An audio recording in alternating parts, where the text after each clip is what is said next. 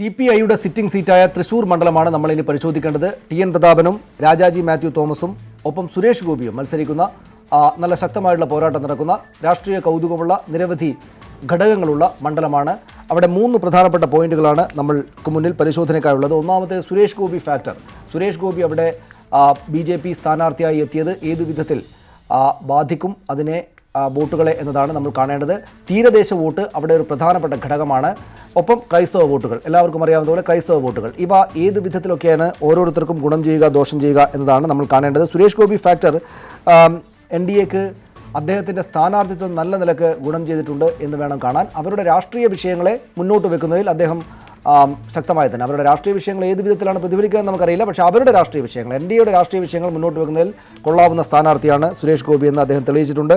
ഈ സുരേഷ് ഗോപി പിടിക്കുന്ന factor, Suresh Gopi factor എന്നത് LDFന് ഗുണകരമാവുന്നത്, രാജാജി മാത്യു തോമസിന് ഗുണകരമാവുന്നത് കൂടുതൽ വോട്ടുകൾ സമാഹരിച്ചാൽ അത് LDFന് അനുകൂലമായിട്ട് വരും എന്നതാണ്. അതായത് അവിടുത്തെ നില ഇങ്ങനെയാണ്. CN ജയദേവൻ 3,89,209 വോട്ടുകളാണ് കഴിഞ്ഞ തവണ ആകെ നേടിയത്. 3,50,982 വോട്ടുകൾ. തൊട്ടു പിന്നാലെ KP ധനപാലൻ നേടി 1,02,681 വോട്ടുകൾ. 1,00,000 വോട്ടുകൾ, 1,00,000-ലേറെ വോട്ടുകൾ BJPക്ക് അവിടെ ഇപ്പോൾ തന്നെയും ഉണ്ട്.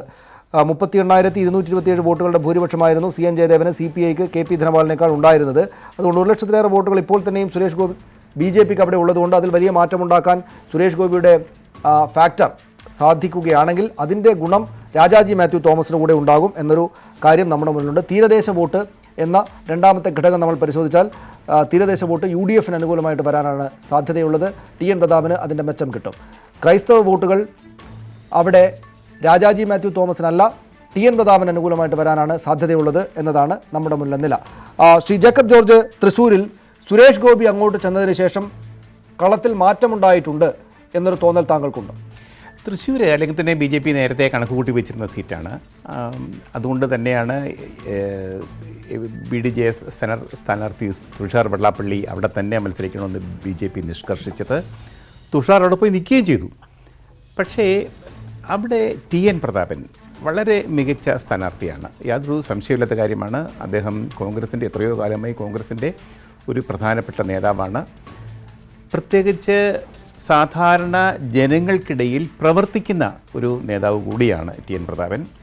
രാജാജി മാത്യു തോമസ് ആവട്ടെ CPIയുടെ ഒരു ബുദ്ധിജീവി ലൈനിലുള്ള ആളാണ്. അങ്ങനത്തെ അധികം ജയസമ്പർക്കം ഉള്ള നേതാവ്, പ്രത്യേകിച്ച് ജയദേവനുമായിട്ടൊക്കെ തട്ടിച്ചു നോക്കുമ്പോഴത്തേക്ക് അത്ര വലിയ ജനപ്രീതിയുള്ള നേതാവാണ് അദ്ദേഹം എന്ന് പറയാനാവില്ല.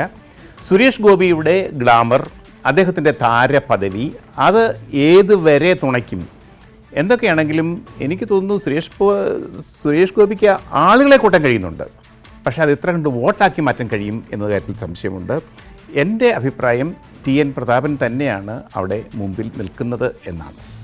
ശ്രീ NJ നായർ, ഇവിടെ സുരേഷ് ഗോപി ഫാക്ടർ LDFന് അനുകൂലമായ ഒരു സാഹചര്യത്തെ കൂടെ സൃഷ്ടിക്കുന്നുണ്ട്. സുരേഷ് ഗോപി കൂടുതൽ വോട്ടുകൾ സമാഹരിക്കുകയാണെങ്കിൽ അത് TN പ്രതാപനല്ല രാജാജി മാത്യു തോമസിനാണ് ഗുണം ചെയ്യുക എന്ന് അങ്ങനെ കരുതാൻ കാരണങ്ങളുണ്ടോ?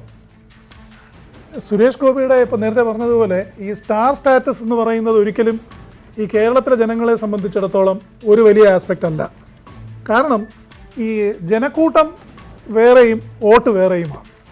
പിന്നെ സ്വാഭാവികമായും ഒരു ട്രൈക്കോണറ്റ് കണ്ടസ്റ്റ് നടക്കുന്ന സ്ഥലത്ത് ഈ ഇപ്പോൾ കോൺഗ്രസിന് അദ്ദേഹം പറഞ്ഞതുപോലെ ശ്രീ TN പ്രതാപൻ അവിടെ ഇമ്മൻസ്ലി പോപ്പുലറാണ്, ലോക്കലാണ്, ജനങ്ങളുമായി നല്ല കോൺടാക്റ്റുള്ള ലീഡറാണ്. അതുപോലെ CPIക്കും ഉറച്ച ബേസുള്ളൊരു സ്ഥലമാണിത്. അപ്പോൾ BJPക്ക് കഴിഞ്ഞ തെരഞ്ഞെടുപ്പിൽ 1,00,000 വോട്ട് കിട്ടി. പക്ഷേ അത് ഇനിയും കൂട്ടിയാൽ തന്നെയും ഈ കൂടുന്ന ഓരോ വോട്ടും, അതായത് ഇപ്പോൾ അവർ ബാങ്ക് ചെയ്യുന്ന ശബരിമല പ്രശ്നത്തിലാണ്. ഈ ശബരിമല ഇഷ്യൂവിൽ അവർ പിടിക്കുന്ന ഓരോ വോട്ടും ഇറോഡ് ചെയ്യുന്നത് തീർച്ചയായും UDF ക്യാമ്പിൽ നിന്നാകാനാണ് സാധ്യത. അങ്ങനെ വന്നാൽ അത് തീർച്ചയായിട്ടും ഒരു പ്രോസ്പെക്ട്സ് ഇമ്പ്രൂവ് ചെയ്യാൻ ചാൻസ് ഉള്ളത് ശ്രീ രാജാജി മാത്യു തോമസിനാണ്. പക്ഷേ അത് ഏതുവരെ പോകും എന്നുള്ള കാര്യമാണ് ഇനി നമ്മൾ ചിന്തിക്കാനുള്ളത്. അവിടെ ശ്രീലാൽ, ഇവിടെ നമ്മൾ പരിശോധിച്ചു പോകേണ്ടത് മറ്റുള്ള ആളുകൾ കൂടെ SDPIയും ആം ആദ്മി പാർട്ടിയും ഒക്കെ കഴിഞ്ഞ തവണ മത്സരിച്ചിരുന്നു. BSPക്ക് പോലും ഇവിടെ 2,110 വോട്ടുകൾ ഉണ്ടായിരുന്നു എന്ന കാര്യം നമ്മുടെ ശ്രദ്ധയിലുണ്ട്. ക്ഷമിക്കണം, 2,100 പറ്റില്ല, 949 വോട്ട് BSPക്ക് പോലുമുണ്ട്. അല്ല, അവിടെ ഏറ്റവും പ്രധാനം വരുന്നത് സാർ ടീച്ചർ കഴിഞ്ഞ തവണ പിടിച്ച വോട്ട് തന്നെയാണ്. ആം ആദ്മി പാർട്ടിയുടെ പേരിൽ സാർ ടീച്ചർ പിടിച്ച 44,638 വോട്ടുകൾ. അതിനോടൊപ്പം തന്നെ ഈ എല്ലാ സ്ഥാനാർത്ഥികളെയും തിരസ്കരിച്ചുകൊണ്ട് രേഖപ്പെടുത്തിയ 10,000 വോട്ട്, അങ്ങനെ ഇപ്പോൾ ഏതാണ്ട് ഒരു 50,000 വോട്ട് അവിടെ മാറി നിൽക്കുന്ന വോട്ടുണ്ട്. ഈ 50,000 വോട്ട് ഇത്തവണ എങ്ങോട്ട് പോകും എന്നുള്ളത് വലിയ ചോദ്യമാണ്. 50,000 വോട്ട് ചെറിയൊരു സംഖ്യയല്ല. കാരണം അവിടെ കഴിഞ്ഞ തവണ 38,000 വോട്ടിനാണ് ജയിച്ച് ഭൂരിപക്ഷം എന്ന് പറയുന്നത്. 38 അതിനേക്കാൾ വലിയ ഒരു സംഖ്യ അവിടെ നിൽക്കുന്നു എന്നുള്ളതാണ്. ഇത് ഇത്തവണ ആർക്ക് പോകും എന്നുള്ളത് വലിയ ചോദ്യമാണ്. നേരത്തെ നമ്മൾ ചർച്ച ചെയ്തപ്പോൾ പറഞ്ഞതുപോലെ ബുദ്ധിജീവി ആണ് രാജാജി മാത്യൂസ് എങ്കിൽ സാറ ടീച്ചർ പിടിച്ച വോട്ടും രാജാജി മാത്യൂസിന് ലഭിക്കുമോ എന്നുള്ള ചോദ്യം അവിടെ നിൽക്കുന്നു. ഒന്ന്, ആദർശത്തിന്റെ പേരിലാണെങ്കിൽ ടി എൻ പ്രതാപന് പോകുമോ? 2, 3 ഈ നിഷേധ വോട്ട്, അതായത് തിരസ്കരണ വോട്ട് എന്ന് പറയുന്നത് കഴിഞ്ഞ തവണ KP ധനപാലിനെ മാറ്റി ആ ആശയക്കുഴപ്പങ്ങൾ ഉണ്ടായപ്പോൾ വന്ന തിരസ്കരണ വോട്ടാണ് എങ്കിൽ അതെങ്ങോട്ട് പോകും? ഈ ചോദ്യങ്ങൾ, ഈ ഒരു 50,000 വോട്ട് വളരെ നിർണായകമാണ് തൃശ്ശൂർ. അതാണ് നമുക്ക് തൃശ്ശൂർ അവസാനിപ്പിക്കാം.